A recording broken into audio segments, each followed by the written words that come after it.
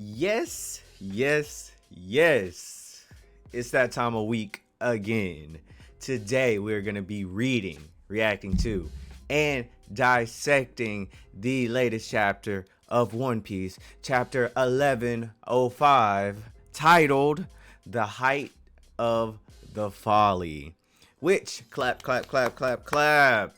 I want to say a shout out for this chapter not being titled something about daddy, because that was, I feel like, the last 3 or 4 chapters. Daddy this, daddy that, daddy who, daddy do. Yeah, let's get past that. Let's go on to something else. Let's just review last chapter though. Really quick before we get into this.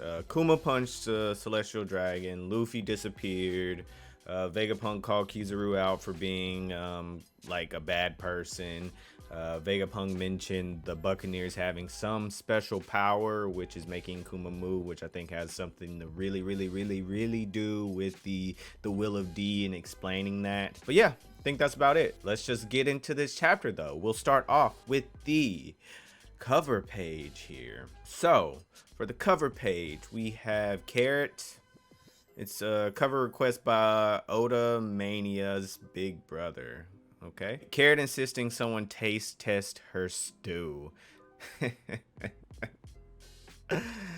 Yo, and Carrot has on, is that an apron or is that just an apron? Man, the furry's going crazy right now. We know the furry's going crazy right now. Okay, on to the story though. Let's get into it. I'm excited about this week, guys. It should be a pretty big week. Last chapter, it didn't, like I said, it didn't hit as hard for me last week. If y'all didn't watch that one, the punch didn't hit that hard for me, to be honest. I expected it to hit harder because I was feeling all the moments leading up to it, but I don't know, it just didn't do it for me. Saint Saturn, Admiral Borzolino, please hurry back to the ships. Kizaru and I shall remain on the island. Begin the barrage as soon as possible. What? But go. I thought you were only after my life. Isn't that enough to end this madness? Why are you doing this, Saint Saturn? The most cutting edge research of all the scientific fields can be found on Egghead. Destroying it will set us back an entire century. Please call off this buster call. Okay, Vegapunk, you have to, you're a genius. You're a genius, man. You have to have figured this out by now. He does not care. This is exactly what he wants. He wants to set us back in technology by centuries. Like, this is what they've been doing. How do you think this happened in the beginning? Like, Vegapunk, you're a genius. I know you split up your brain and stuff, but you're a genius. Think. Kizaru, I'm begging you. You might still be hiding something. Perhaps something that could hinder the world government. Either way, we have no need for further advancement. But what about humanity?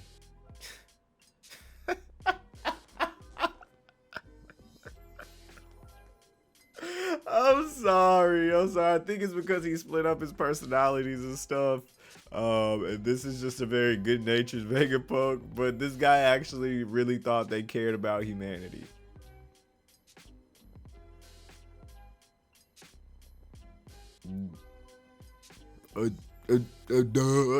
Does he not realize he's been making like super weapons for these people? Like, I don't understand. Does he not realize he's been making super weapons for these people? Like, he has a better personality, but honestly, he's just as bad as Caesar.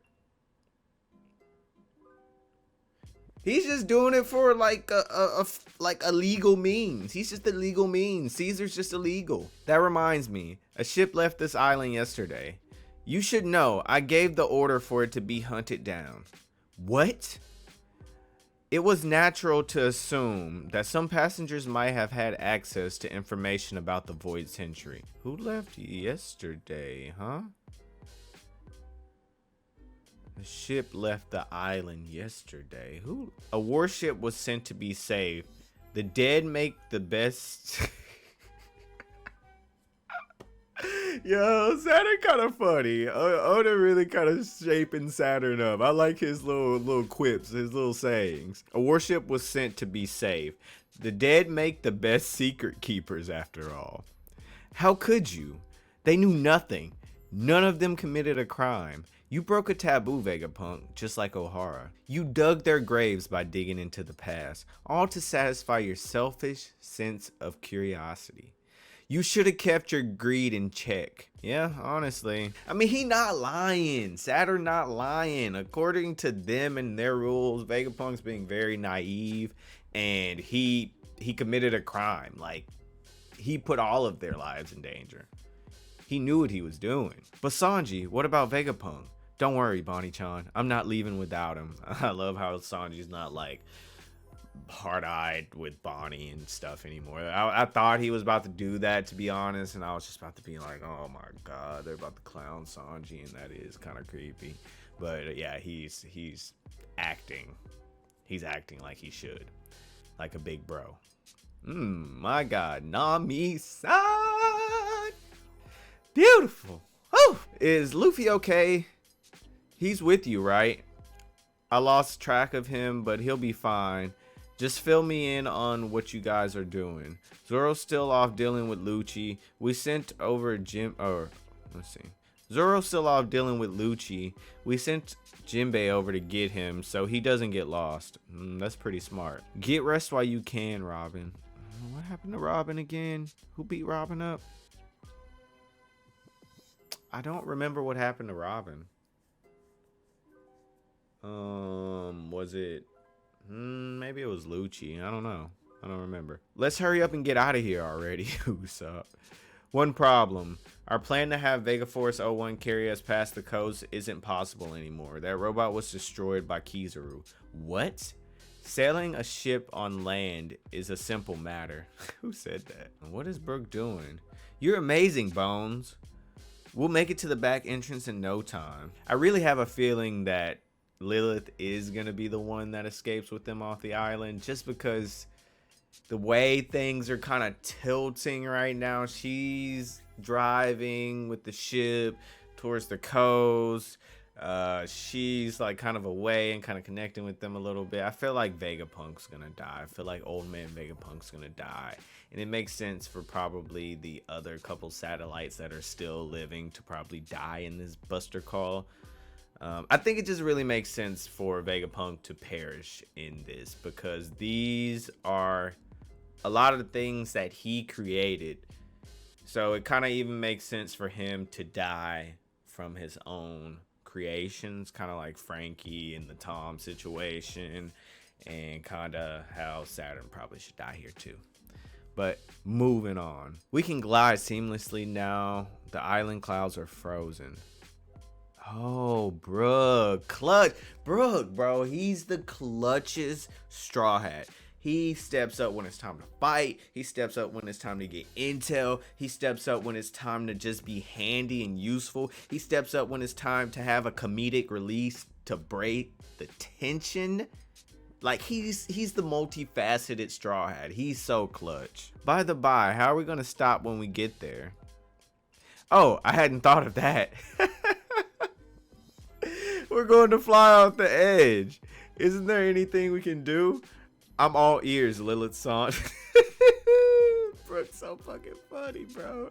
The approximate journey from the Fabrio stratum, whoa, zap. It's 32 seconds. Yeah, Kizaru about to get that. Amano Murakumo. But yeah, he just cut that stuff in half. Oof. Oh, these panels are crazy this chapter, bro. Especially on the screen. Kizaru, that bastard. I'm coming, Bonnie-chan. Pacifista units, how suitably ironic. Fire your lasers, kill Bonnie and Kuma. You threw away your life so that your daughter could live, and now her life will be taken by your clones. A fate fitting for a squirming insect. Your struggle was truly the height of folly. Yo, Saturn is a villain. He a villain's villain. Hey, isn't this Straw Hat? Where'd Luffy go? Is he on a ship, bro? Is that a ship? I can't tell. I see south, north. What is that? I'm so stuffed. I can barely move. We failed to neutralize the escaping vessel. We had to report this to Kizaru-san. He has to know that they're heading for Egghead. Someone else is on their way. One Piece, chapter 1105, end. It's strongly hinting that Blackbeard is the one who destroyed the ship, or Blackbeard, Katarina Devon, and what was his name? The wing guy. Lafitte. It's heavily hinted. I'm kind of hoping it's somebody else, just because if it's not Black, I mean, you've already shown Blackbeard, so why not just say like, hey, it's Blackbeard, and didn't even show the flag. He showed the Marine flag. So I'm for now, I'm just gonna assume it's Blackbeard. My hope is that in the honor of the year of the dragon, that it will be Dragon. Dragon will do something. Dragon's come to help his old friend, which would kind of make sense, even though I don't know how he would get that far that quick, especially with like a crew. Oh, yo. Also, another person that it could be, or more people that it could be that's not Dragon or Blackbeard, is the Revolutionary Army, not the Revolutionary Army, I just said Dragon, but the Allied Forces, Luffy's Grand Fleet, the Straw Hat Grand Fleet, and they may have saw Luffy's like kind of life deteriorating as he was like the old man form or something, or saw that he was in trouble and they've come to help. It could definitely be that, because people were talking about like the Grand Fleet showing up to kind of help with this, but I feel like it would make sense for it not to be the Grand Fleet, and that the Grand Fleet kind of be saved for further on when they have like that final war. Because when they talked about the Grand Fleet, when they formed, they talked about how they would go on to basically help kind of like change the world in like this big war. Paraphrasing there, but something like that. So I feel like it makes sense for them to be saved for later on. But Luffy did give him his Viver card, so they know where he's at. They can find him. But it's probably Blackbeard. It's probably like 90% Blackbeard, maybe 8% Dragon, 2%, maybe even 1% or less that it's the Grand Fleet. Okay, so I have a few things I want to talk about, and I've kind of alluded to them while reading the chapter, reacting to it. But something I want to talk about would be Saturn as a villain and his development as a villain throughout this arc.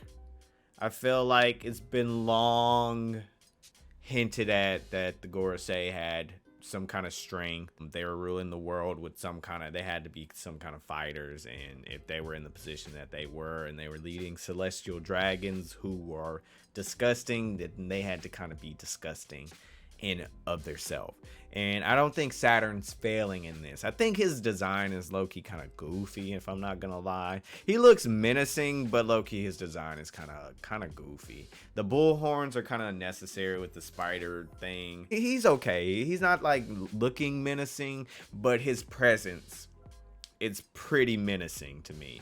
I love the one-liners he has, the zingers, the little quips he has to Vegapunk and the rest of them. Just basically calling them insects and watching them struggle is funny. He's a villain's villain. He's a stereotypical villain, but I think he has a little like flair of his own. He makes you want to hate him though. He does. I think he's doing a really good job. Oda's doing a really good job at developing Saturn right here, because he's just making you hate him in such a small amount of time. So A+ to Oda for whatever he's done with Saturn. It's worked. He's made us hate him. I love his lines. I love to hate him, to be honest. I hate him, and I want him to die here. Definitely want him to die here, but I enjoy him for what he's been, what he is up to this point. Next, what I want to talk about is Vegapunk, and Vegapunk seeing his island of the future, basically everything that he's worked for his entire life be destroyed right before his eyes. And I think it's sad. It's sad. I definitely want to say it's sad. I feel bad for Vegapunk. But honestly, like I said before, what I alluded to, I think this is honestly what he deserves. Sad to say, he seems like a nice-ish person, but he's also a person that is very innately selfish. And I think he was driven out of bounds by those obsessions to his craft, that he committed moral sins. And I think those moral sins definitely have the right to take his life for like karma. It's karma, Vegapunk. I believe they have the right to take your life, and I believe you are gonna die here with your creations. You're gonna die here with basically your dreams, your aspirations. And it's sad, but he deserves it. He's selfishly created weapons of destruction, the pacifista. Things beyond that the Navy have been using to oppress people, to wage war against people, that the world government had been using, and he knew about it. He studied the ancient texts. He knows about that. He knows what's going on. He knows about the Gorosei. He might not know about Emu. I don't know if he knows about Emu. He probably does. He knows about Joy Boy. He knows all of this. But he still selfishly did everything he did. And I think he absolutely is gonna die here. He deserves to die here. Have a little bit of sympathy for him, but I mean, it's just how things work, guys. And I think it's poetic justice. But yeah, I think the death flags are there for him. It sucks, man. It sucks, but you live by the sword, you die by the sword. It's how it works. Tom taught Frankie this a long time ago. You can create things that aren't used for that purpose, but you have to be responsible for if they are used for a different purpose that hurt people. They're your creations, but you also gotta love those creations and embrace them because you made them. No one's gonna love them if you don't love them. So yeah, Vegapunk dies here. I think Saturn dies here. I don't know what's gonna happen with Kizaru. I really don't know. This guy, like, always give Joy Boy shout outs in these videos. But yeah, Kizaru is an enigma.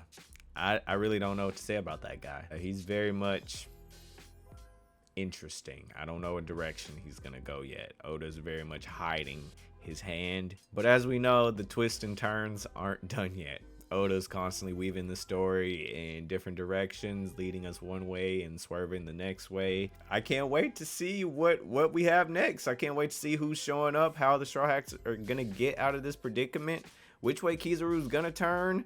If Vegapunk actually dies here, which I think is honestly like 99.9% gonna be the case. Saturn too, 90% the case.